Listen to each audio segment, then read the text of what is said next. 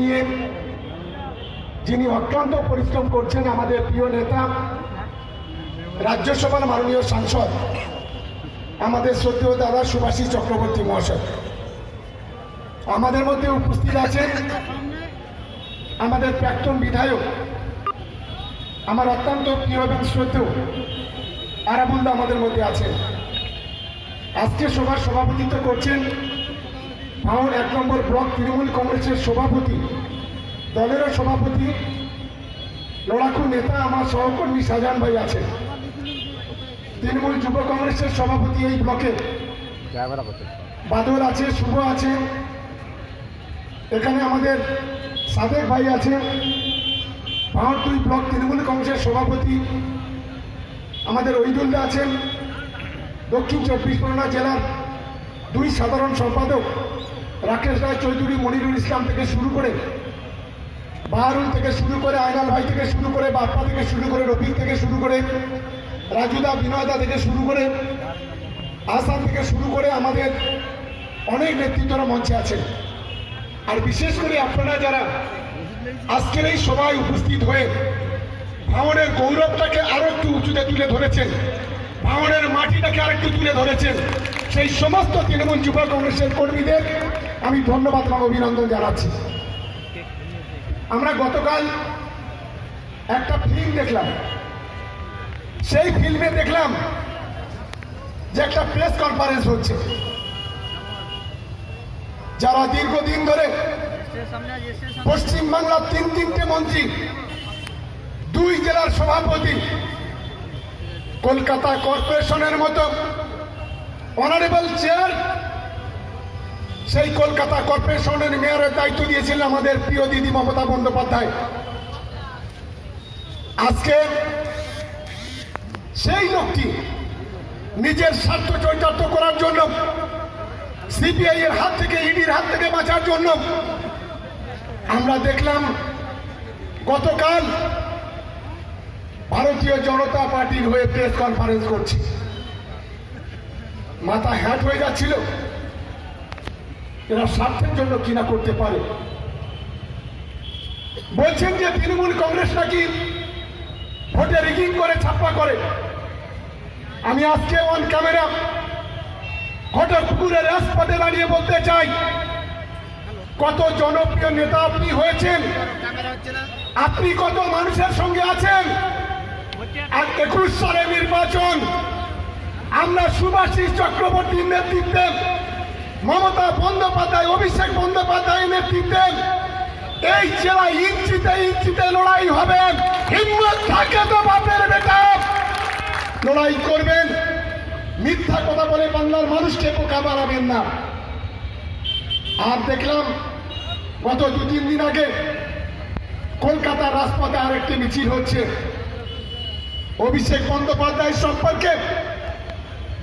বলছে অভিষেক বন্দ্যোপাধ্যায় তোলাবাজ। আমি বলি, কে তোলাবাজ? অভিষেক বন্দ্যোপাধ্যায় তো সারদার সঙ্গে যুক্ত নয়, অভিষেক বন্দ্যোপাধ্যায় তো নারদার সঙ্গে যুক্ত নয়।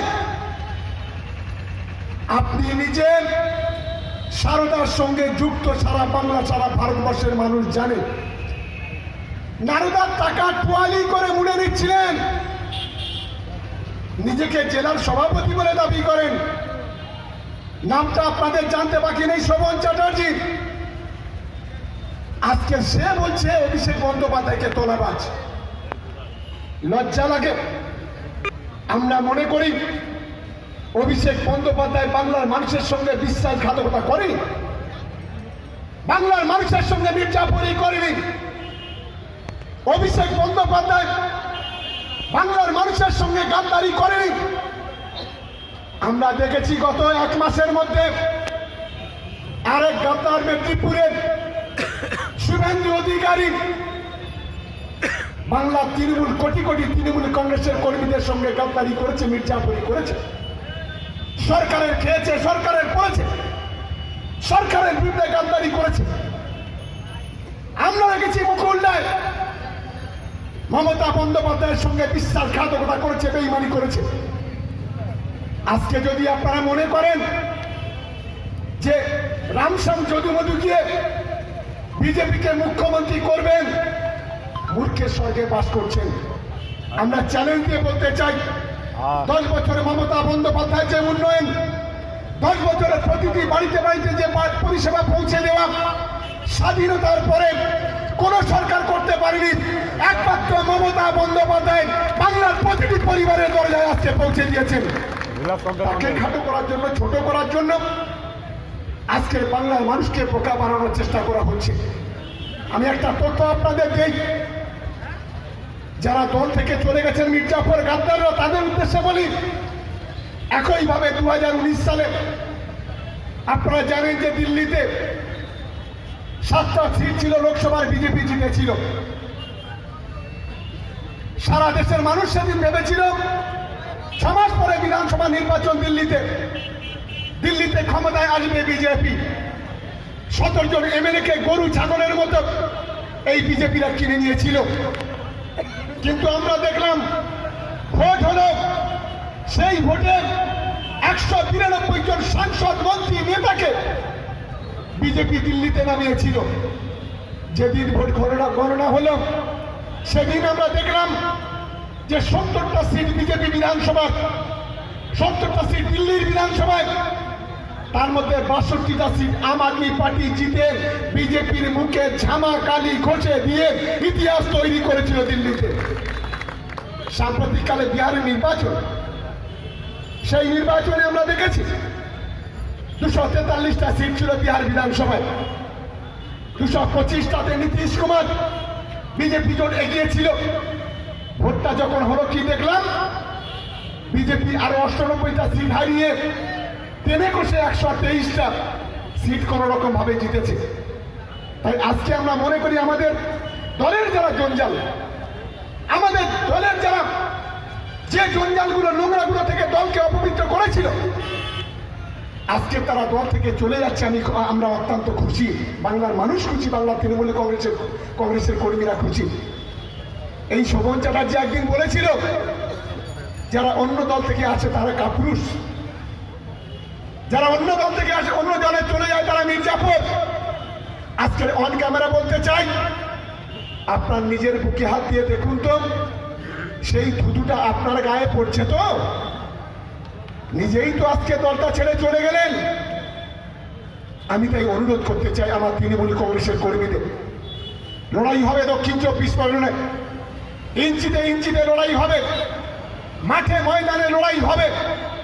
দক্ষিণ 24 পরগনা জেলার মানুষ মমতা বন্দ্যোপাধ্যায়, অভিষেক বন্দ্যোপাধ্যায়কে থেকে পার্টিটা দলটা করেন। দক্ষিণ 24 পরগনা জেলার মানুষ সুভাষিস চক্রবর্তীকে থেকে দলটা করেন। দক্ষিণ 24 পরগনা জেলার মানুষ ওই মির্জাফর গাদ্দার বিশ্বাসঘাতক বেঈমান যারা দল থেকে চলে গেছেন, তাদের থেকে কোনোদিন দলটা করেনি। এটা অন্তত মাথায় রাখা উচিত। এই জেলাতে আমরা 2016 সালে 29-31টার মধ্যে 29টা জিতেছিলাম। 2019 সালে কোনো ছাপ্পা হয়নি, রিগিং হয়নি। আমরা 31টা বিধানসভা জিতেছিলাম। আজকে সেই গাছের তলায় গিয়ে না, সে একটা গল্প আছে, আমি গল্পটা আর বলছি না। কে বলেছিল আঙুরটা টক? আজকে আমাদের দল ছেড়ে অন্য দলে গিয়ে ঠিক সে আঙুর টকের মতো গল্পটা শুরু করেছে। এটা বোঝা উচিত যে মমতা বন্দ্যোপাধ্যায়, আজকে আমরা মনে করি যেভাবে দক্ষিণ 24 পরগনা জেলার মানুষ, দক্ষিণ 24 পরগনার ভৌগোলিক অবস্থা আমরা জানি, একদিকে ওয়ার্ল্ড হেরিটেজ বিশ্ববিখ্যাত বাদাবন, আর একদিকে বিহার বঙ্গল সাগর আর সাগর, আর একদিকে শহর, আধা শহর, গ্রাম, অলি গলি খাড়ি নিয়ে এই দক্ষিণ 24 পরগনা জেলা মমতা বন্দ্যোপাধ্যায় তার সরকারের মাধ্যমে যেভাবে প্রতিটি বাড়িতে বাড়িতে বিদ্যুতের বাতি পৌঁছে দিয়েছে, যেভাবে দক্ষিণ 24 পরগনার প্রতিটি মানুষ 2 টাকা কিলো দরে ফ্রি চাল পাচ্ছে, যেভাবে দক্ষিণ 24 পরগনা জেলার মানুষ প্রতিটি বাড়িতে স্বাস্থ্য সাথী কার্ড পৌঁছে দিয়েছে, যেভাবে দক্ষিণ 24 পরগনা জেলার শিক্ষা ব্যবস্থাটা গড়ে তুলেছে, যেভাবে দক্ষিণ 24 পরগনা জেলার রাস্তাঘাট পরিকাঠামো গড়ে তুলেছে, যেভাবে দক্ষিণ 24 পরগনার মানুষের পাশে মমতা বন্দ্যোপাধ্যায় আছে। আগামী দিনে কারোর ক্ষমতা নেই, দক্ষিণ 24 পরগনা থেকে একটা সিট জেতার ক্ষমতা কারোর আছে বলে আমি অন্তত মনে করি না। আর একটা কথা বলে শেষ করব, একটা কুজো আছে, সেই কুজোটা চিত হয়ে সবার ইচ্ছা করছে।